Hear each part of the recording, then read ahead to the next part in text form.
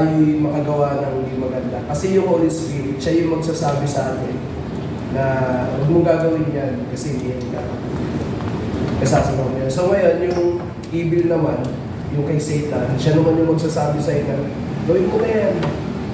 Walang ano sa'yo, maganda yan para sa'yo. Yung ganun ang nagiging nangyayari. So ngayon, depende rin sa tao kung saan siya makikinig. Kung kay Satan or dun sa Holy Spirit. Yes, kuya. Yung pagkakaano ko po doon, nasabi po dyan na hindi po yung tao yung away po natin, kundi po yung mali, yung masamang spirito po. Halimbawa po si Dito, may nagawa ko mali sa akin. Ano lang po, kunwari po, nagkaroon po ng nagagawa po siyang mali sa akin po. Hindi po si Jay yung, hindi po ako magagalit kay Jay, hindi po ako magkakaroon ng galit kay Jay, kundi po sa mali niya po. Sa mali po ni Jay, Kausapin mo, Nay!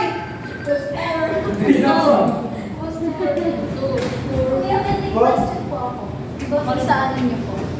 Sa ano po? Sa yung... Paano niyo po maririnig? Ha? Paano? Hindi physical na maririnig po. Para saan mong gagawin?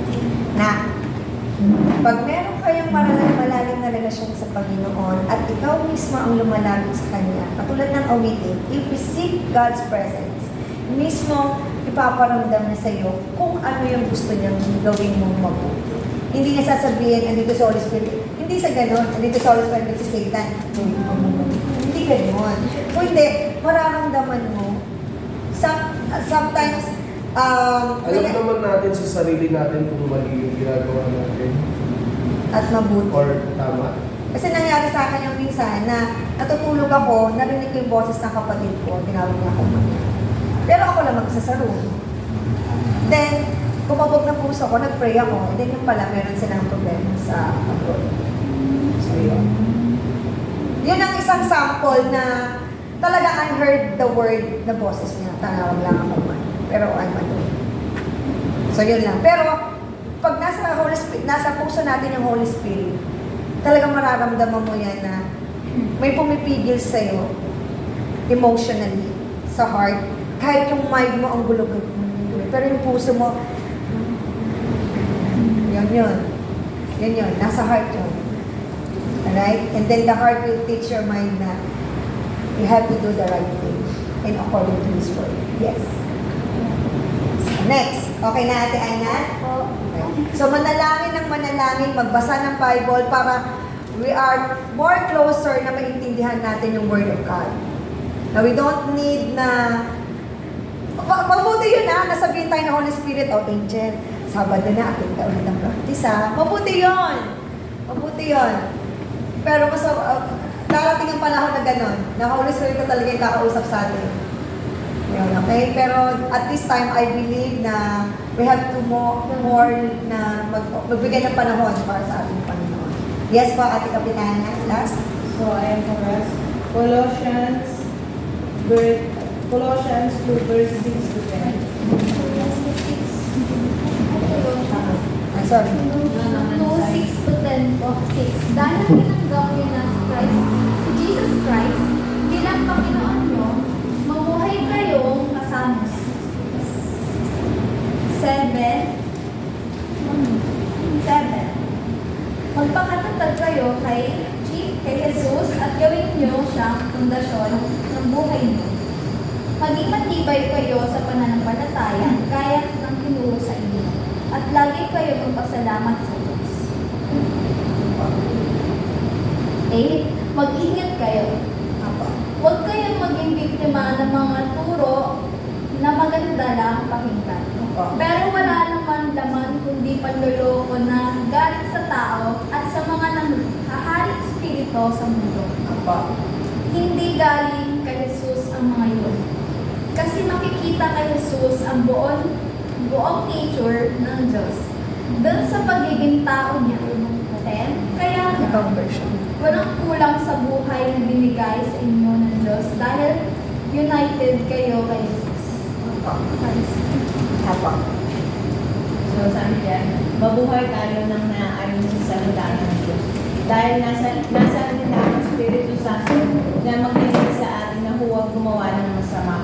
Magpakadadal tayo dahil ang pundasyon natin ay si Heso Kristo, nakataas-taasan ang kapangyarihan sa lahat.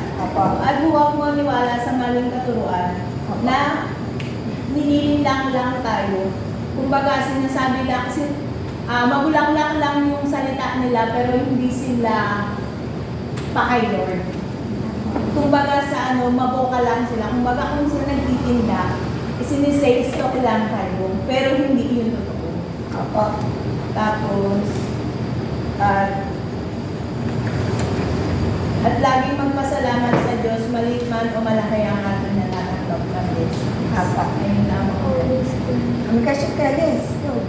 Ano pong consequences, Kapitana? Halimbawa, yes, Christian na po ako.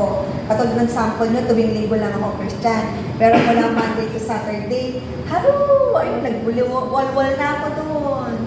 Sinunod ko na yung anong consequences ko po? Pwede po ba yun? Ano po yun? Hindi po yun pwede. Kasi po, ang ano po ni Lord, anong oras, araw-araw kailangan natin siya. Hindi pwedeng Sunday ka lang, tapos 6 days, ano ka na ulit. Tawag doon, non-believer ka na ulit. So, hindi po yung katanggap-tanggap kayo. Ang kailangan po natin si Lord every day, every hour, every time. Nasusabi sa galing. At nasabi ko sa about sa religious and spiritual. Pag yung spiritual spirit ko, sobrang di po sa Panginoon, nagpapasama ko na magagawa ko yung mga dahil yung religious ko lang po. Nagising ko lang ko yung libro, pero hindi ko spiritual. Hindi ko nagagawa yung mga mahalaga sa scripture. Halimbawa, yung pagsunod sa mga nagagawa mo lang po siya kung spiritual ka. Pero sa church ko, ngayon sa church ko pag itusin ka po, hindi ka lang pumula ko. Pero pagdating ko sa bahay mo, pag itusin ka lang pumula mo, parang ganun. Pero hindi ko pwede maging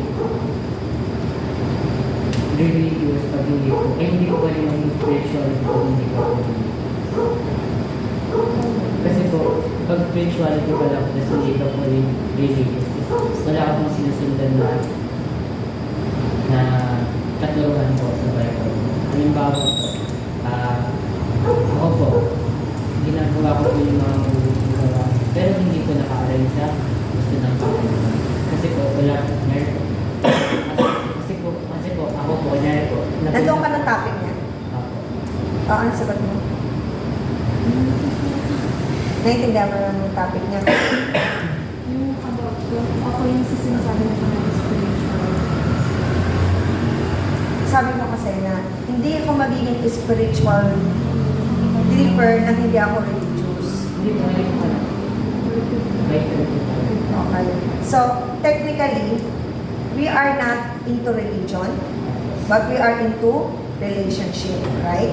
And, katulad ng sabi ni Kapitana, we are not physically, but we are spiritually. So, if we are deeper in Christ spiritually, yun ang mas importante kaysa sa rin. Kasi i-guide na tayo ng Holy Spirit on what needs to be done according to His ways. Kasi ang religion is, hindi siya sa Bible yung nakagisnan mo na, yun. So, yun.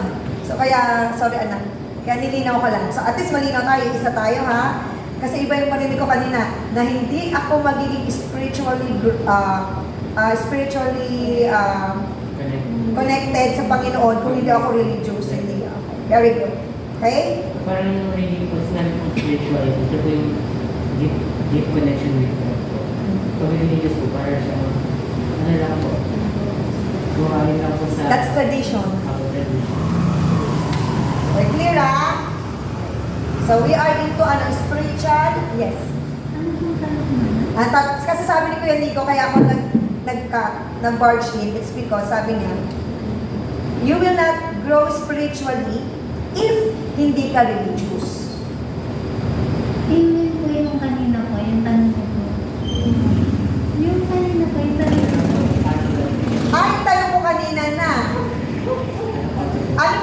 magiging consequences ko pag Sunday lang ako Christian, pero mula Monday to Saturday, suwal ko ang anak, hindi ako sumusunod, nakasimangot ako palagi pag inutusan, ang tamad-tamad ko, wala akong pakialam sa kapatid ko.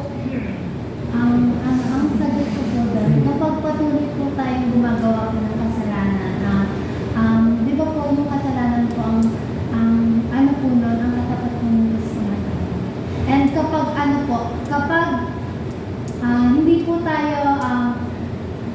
tayo lagi umaanap po kay Lord, hindi po tayo lagi sumusunod sa Panginoon, katulad niya po yung topic kagabi na obedience,